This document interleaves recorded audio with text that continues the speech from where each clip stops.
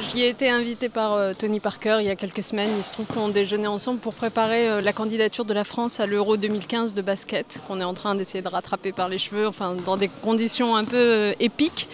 Donc du coup il m'a parlé de son Tony Parker Camp ici à Villeurbanne et il m'a proposé de venir voir à quoi ça ressemblait.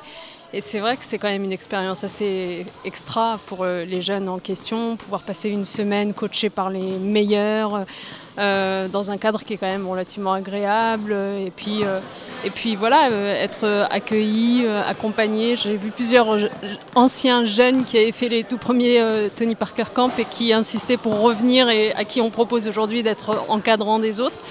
Bref, c'est une très belle aventure et je trouve que de manière générale, Tony Parker, c'est un champion, un de nos meilleurs champions de France, qui a une générosité, un engagement qui est rare et que je veux saluer.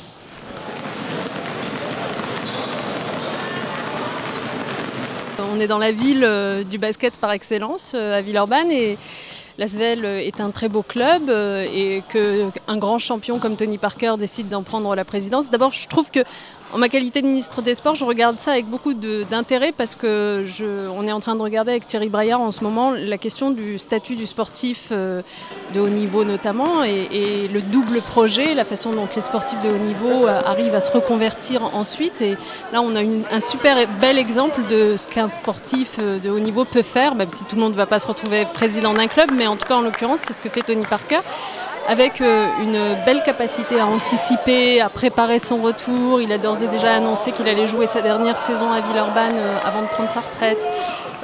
Tout ça, je trouve que c'est très intéressant. Et puis cette envie d'investir dans un club, dans une ville comme celle-là, parce qu'il sait à quel point le basket fait des émules dans la jeunesse des quartiers de ce genre de ville, je trouve que c'est formidable. Voilà, on a envie de l'aider à ça.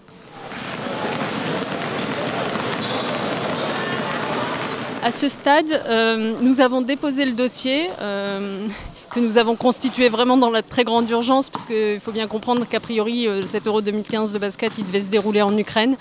Compte tenu de la situation évidemment en Ukraine, la FIBA Europe a décidé de remettre le pays d'accueil en jeu, et donc la France se porte candidate.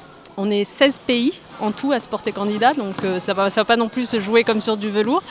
On a un dossier qui est intéressant parce que assez rapidement, on a réussi à convaincre des villes, des collectivités locales de nous accompagner. Donc la ville de Lille, de Montpellier, de Nantes, qui vont se proposer comme terrain d'accueil de ces compétitions.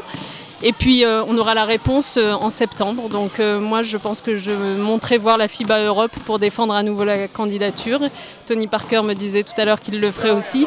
C'est un dossier qui est très soutenu ici, on en a très envie, on sent que le basket ça correspond à la jeunesse de ce pays, donc on a envie de soutenir ça.